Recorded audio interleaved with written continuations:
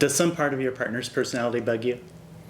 We're on the internet. Yes, I do. No, I'm not going to answer that question. She's fantastic. She's perfect. Excellent. Well, lots of people have partners that have a little part of their personality that bugs them. Maybe they're a clean freak, or maybe they're too chill. Maybe they just drink oat milk. Maybe they drink oat milk and only oat milk. But if you want to understand something about how your personality impacts your experience with money, stick with us.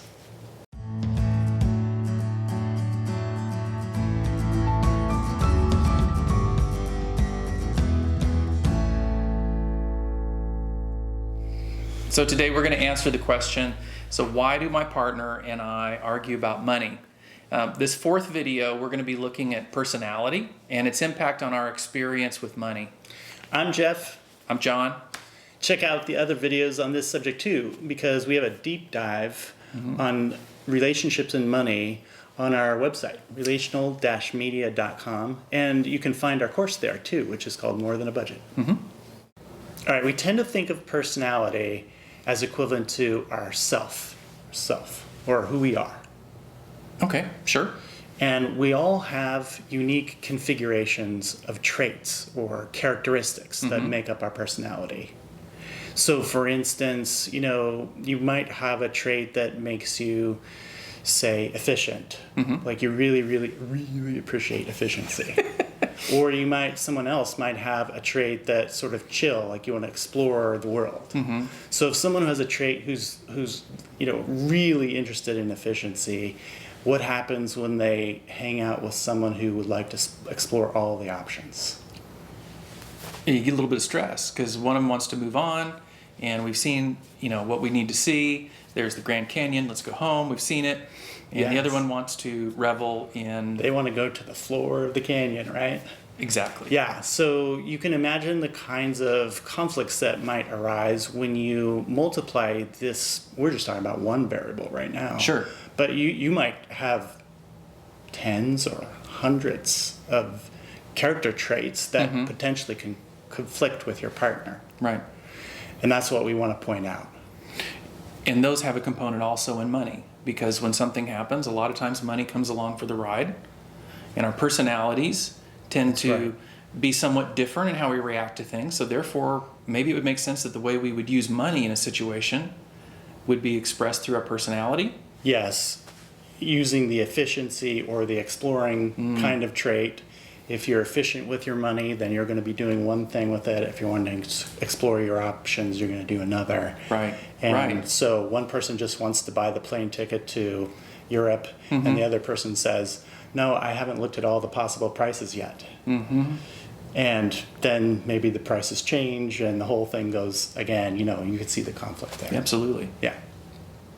So Jeff, it seems like it might avoid a lot of stress if I could just maybe fall in love with somebody who is just like me. Yes, it would.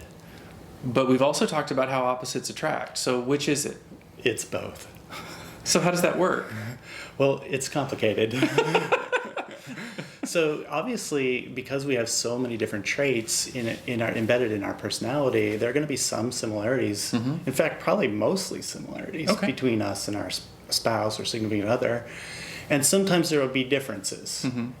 And it's almost impossible to have, I can't imagine there's a possibility where you'd have the same exact traits as your partner. That seems very unlikely. Right. So there's going to be some spot of difference. And I bet those differences tend to stick out at just the right time. Just the right time. Yeah, you'll know it when they're sticking out, for sure.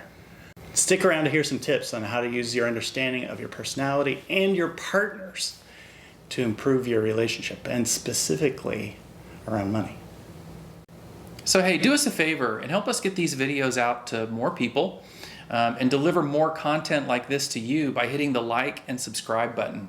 And if you want to learn more about our work, you can go to relational-media.com and you can check out our course on relationships and money called More Than a Budget.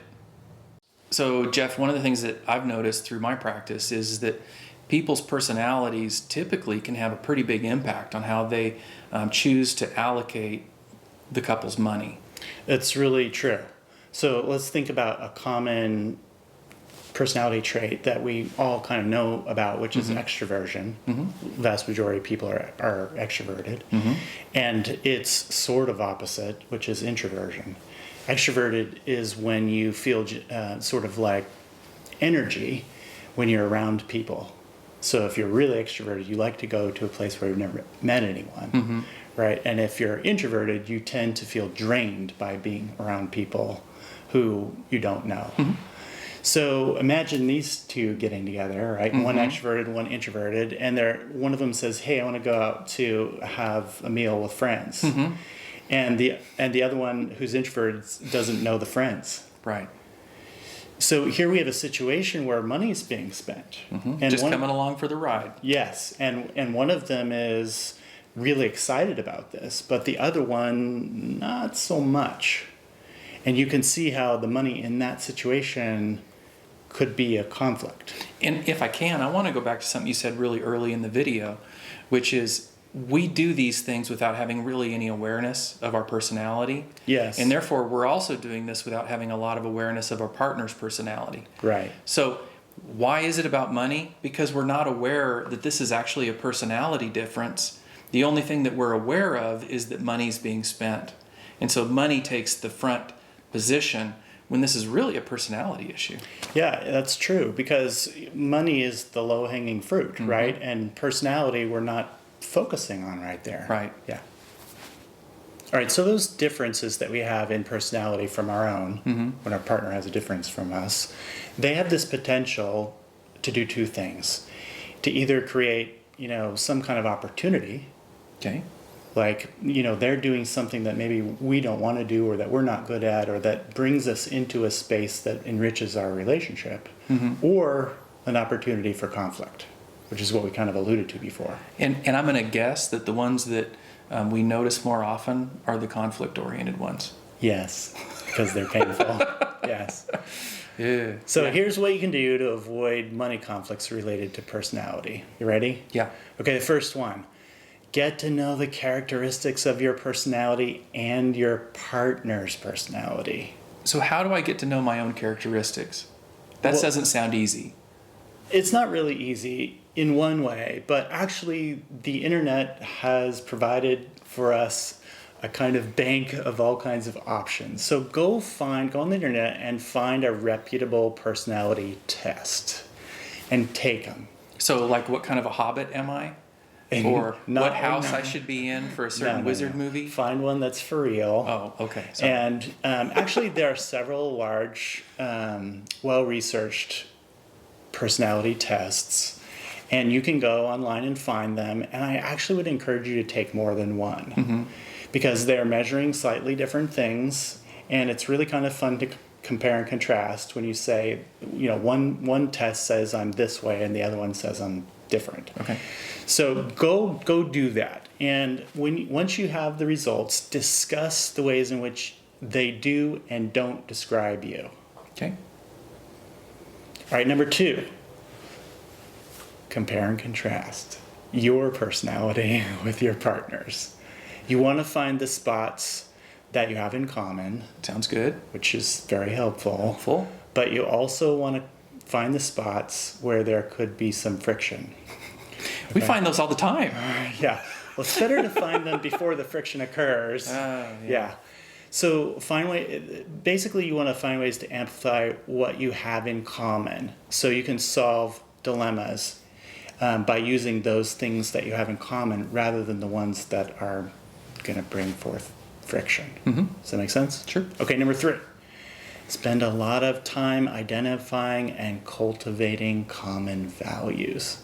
We're going to be talking about this in a whole new series coming up about values. But for now, your shared values will help you work as a team to solve problems. So it's important that you understand what you have in common with respect to what's most important to you. What's more important to you in life than money?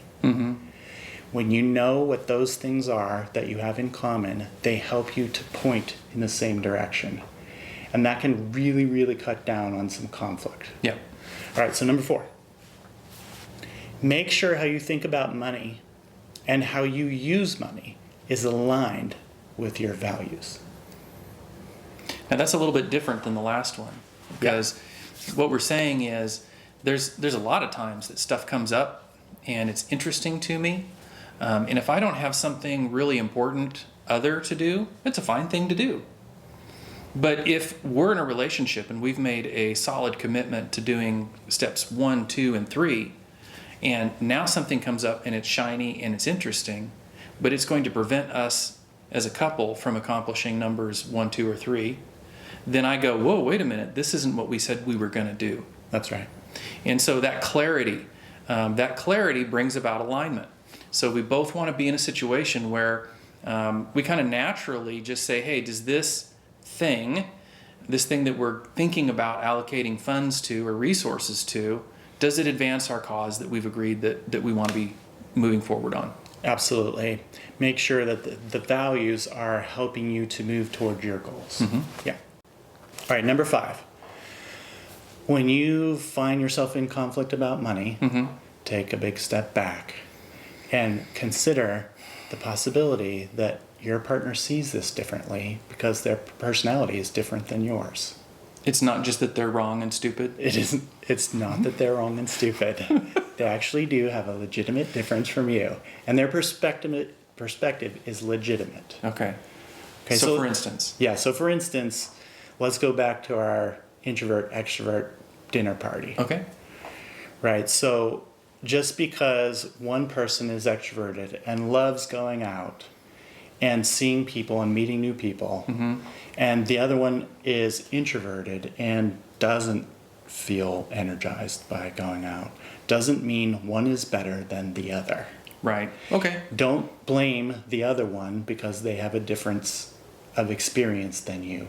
Or a different need. Or a different need. It's better for you to take care of your partner, to actually consider what they want and need, and address that before you jump into the dinner party. Does that make sense? That does make sense. Okay. All right, thanks for joining us for this video. If you like our video, please hit the like and subscribe button. It really helps us get videos like this to you. And this is the 4th of 6 videos on this subject, so be sure to watch the others and visit our website, relational-media.com, where you can find our class, which is called More Than a Budget, and check it out. It's a deep dive into money and relationships. And hey, while we're at it, I wanted to give a shout out and a thanks to Meredith and Michelle for producing our videos for us. So thanks, guys. As always, stay curious.